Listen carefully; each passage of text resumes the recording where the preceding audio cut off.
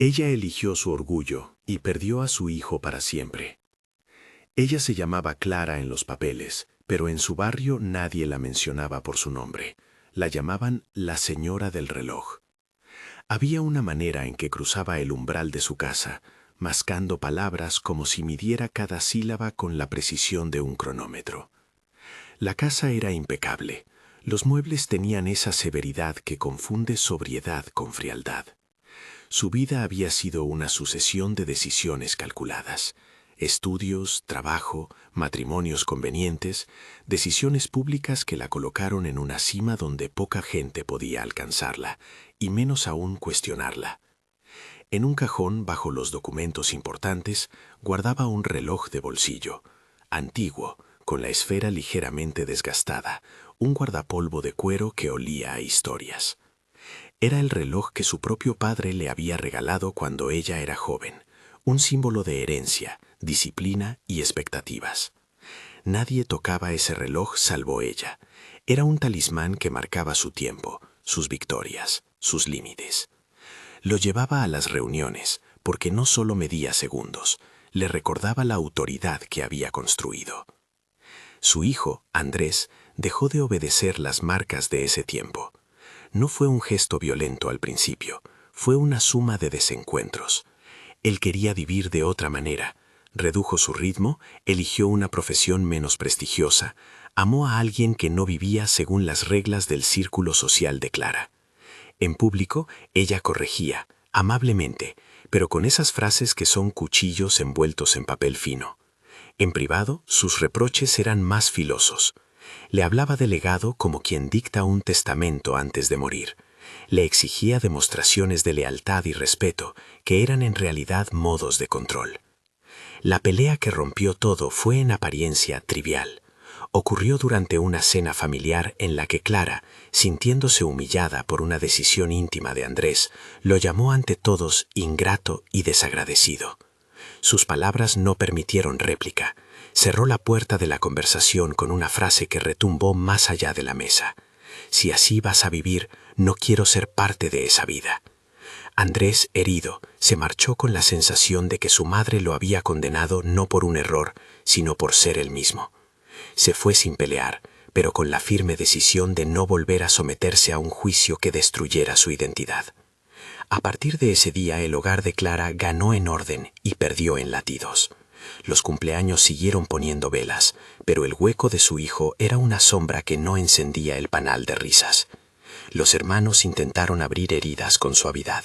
Llamaron, enviaron mensajes que quedaban en el limbo entre la esperanza y la indiferencia. Andrés respondió al principio con cartas, prometiendo que el silencio sería temporal. Luego sus mensajes fueron menos frecuentes, hasta que la distancia se volvió norma.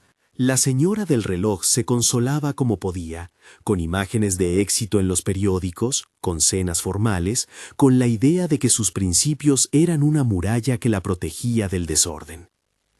Pasaron años. El reloj seguía en su cajón, intacto, como si el tiempo mismo hubiera decidido detenerse en aquel momento. Fue un martes cualquiera cuando la posibilidad de reconectar tocó a su puerta, literalmente, en manos de un niño. El niño, Miguel, no era un extraño, sino el nieto de la vecina, un crío de ojos despiertos que, jugando, había encontrado un viejo reloj en un mercado de pulgas. No llevaba el mismo guardapolvo, pero la esfera, la forma de las agujas, el tic-tac, esa cadencia tan particular, despertaron algo en él. Su madre le había contado que su padre mantenía un objeto parecido. Lo llevó a la plaza, lo dejó sobre una mesa y alguien lo dejó caer en manos de la vecina, y la vecina pensó en la señora del reloj. Cuando el pequeño Miguel no supo callar frente a la curiosidad de los mayores, en la sala de Clara apareció aquel reloj barato que el niño sostenía con reverencia.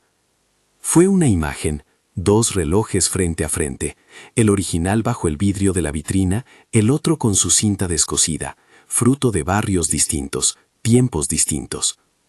«Mamá», dijo la vecina con esa cautela que usan quienes saben que las palabras deben elegir puente y no ruina, «este niño cree que su padre encontró algo igual al tuyo. Dice que lo reconoció en una foto». Esa mención fue espuma sobre el agua, pequeños círculos de rumor que llegaron a oídos de Andrés. Él no venía a exigir ni a reclamar, todo lo contrario. Lo que proponía era sencillo y razonable.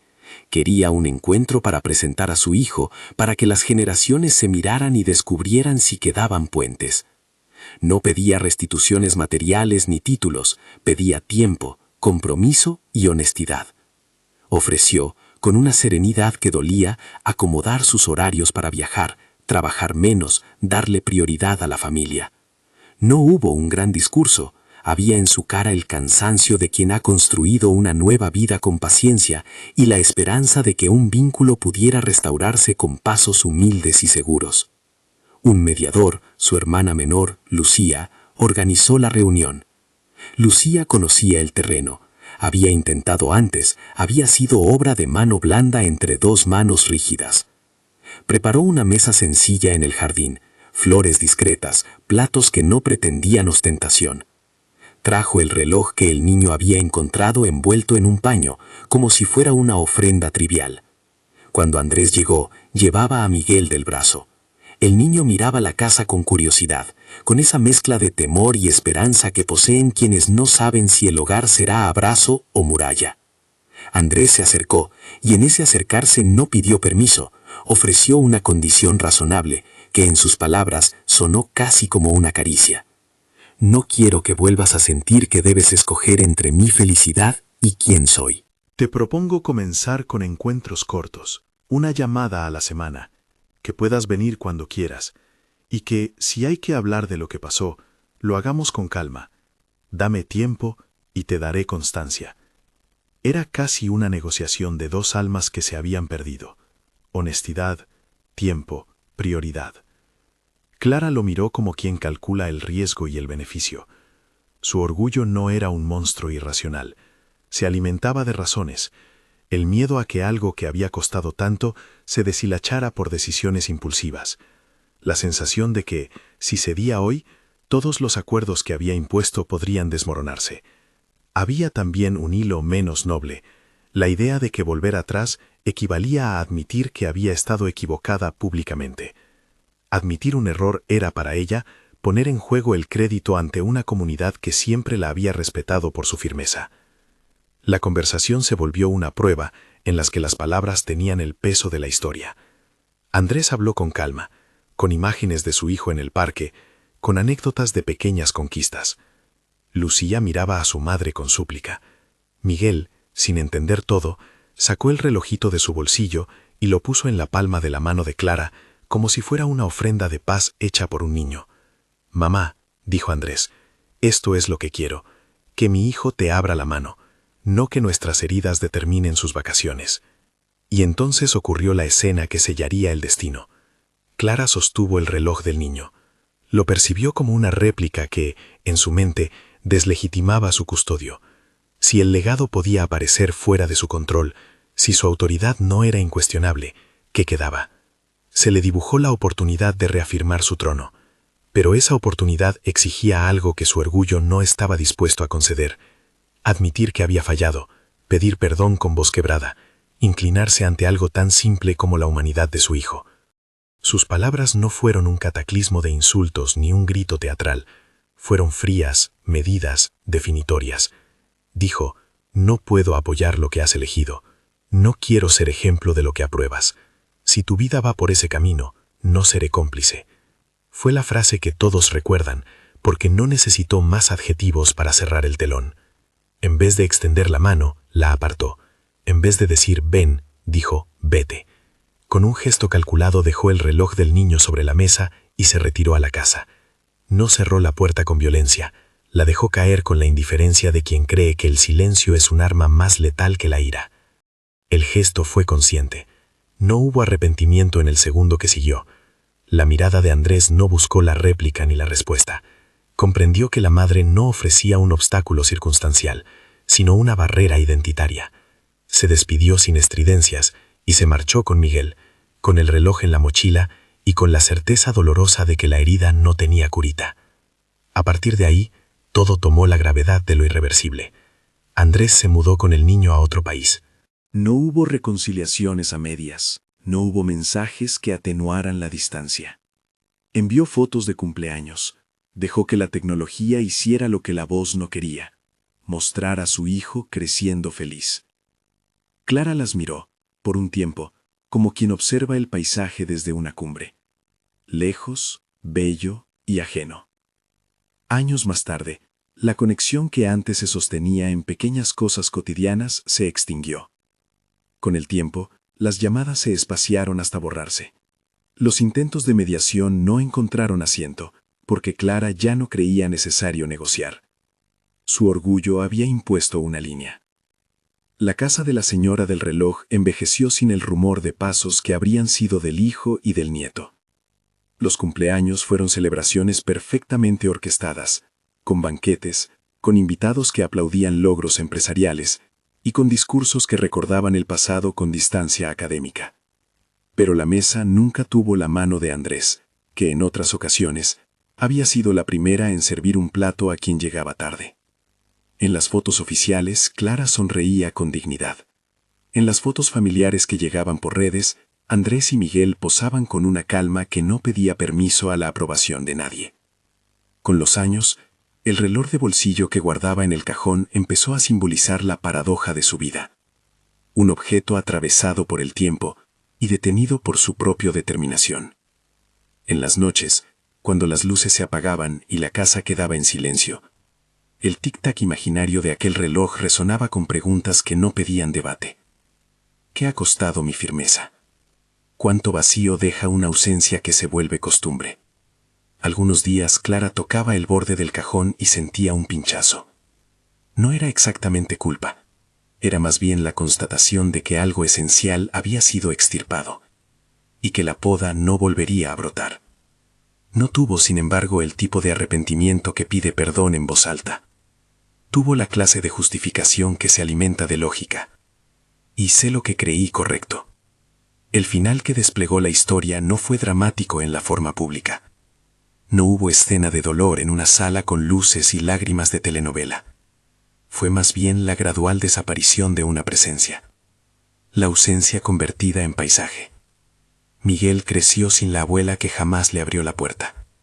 Cuando en un cumpleaños infantil alguien le preguntó por la abuela famosa, él encogió los hombros y dijo que vivía lejos. El mundo siguió su curso. Personas nacieron, otras murieron. La ciudad cambió de fachadas. Pero el costo humano quedó, visible en pequeñas cosas. Fotografías sin última fila. Sillas vacías en reuniones. Un nombre omitido en brindis. La historia llegó a las manos de vecinos y sobrios testigos como una advertencia. A veces se cuenta en voz baja en mesas de café. Recuerdas a la señora del reloj.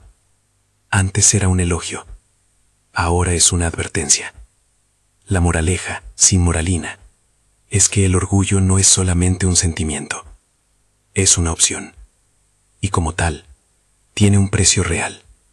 Y en ocasiones, definitivo. ¿Hasta cuándo permitirás que tu orgullo decida por ti? Es la pregunta que el narrador lanza como espejo, no para condenar, sino para invitar a mirarse. ¿Qué relaciones has sellado con frases que no admiten regreso? ¿Qué gestos tuyos podrán algún día explicar la ausencia de alguien que amaste? Si esta historia te está tocando, suscríbete para escuchar más relatos que invitan a pensar. Clara murió rodeada de reconocimientos y diplomas. En la caja de objetos personales, el reloj de bolsillo permanecía intacto. Los papeles oficiales registraron su trayectoria con minucia y respeto. En el testamento dejó pequeñas asignaciones a obras de caridad, pero nada para quien por sangre hubiera reclamado un gesto más cercano. Sus declaraciones públicas continuaron siendo lecciones sobre disciplina y legado. Nadie encontró en esas últimas líneas el arrepentimiento de una madre que había elegido cesar la complicidad con la felicidad de su hijo. Andrés asistió a su funeral por cortesía distante. Cruzó el umbral de la capilla con la compostura de quien ha aprendido a poner fronteras para proteger a los suyos. Nada en esa despedida reescribió lo que ya había sucedido. Se dijeron frases respetuosas, se intercambiaron recuerdos, y al final cada uno volvió a su lugar. Una familia que seguía adelante y otra que había decidido preservar una reputación a costa de un vínculo irrecuperable. Hay quienes, al escuchar esta historia, preguntan si la tragedia no podría haberse evitado con una palabra, con una llamada telefónica adicional, con la humildad de reconocer el daño. La respuesta, desde la honestidad narrativa, es que sí. Muchas veces las puertas están cerradas por dedos que se niegan a soltarlas. El orgullo no siempre es drama, a veces es moderación convertida en muro. Y lo que distingue una elección de otra es la conciencia de que renunciar a la razón para salvar una relación no es debilidad, sino una inversión en humanidad. El reloj sigue siendo, para quienes conocen la historia, un símbolo doble: el tiempo como aliado y el tiempo como juez. Marca oportunidades perdidas y al mismo tiempo recuerda que no todas las pérdidas tienen retorno. Para quienes quedan, la lección es cruda y necesaria. Valora las manos que aún están tendidas. No esperes que el silencio sea el espacio donde el orgullo conservará tu dignidad. En la balanza de la vida, la dignidad que se gana a costa de la soledad rara vez es la que luego confortará las noches. No es mi intención señalar con el dedo, es la llamada a la reflexión de un testigo que prefiere que se hable de lo que importa antes de que sea tarde. Si hoy hay alguien con quien te falta hablar, con quien te faltan abrazos, o con quien solo necesitas admitir que te equivocaste, pregúntate qué pesa más: mantener una apariencia o recuperar una vida compartida. Si conoces a alguien que necesita escuchar esto hoy, comparte esta historia y deja en los comentarios tu experiencia o la ciudad desde donde la escuchas. Que no sea necesario otro reloj para medir lo que siempre podemos decidir: la humildad de volver.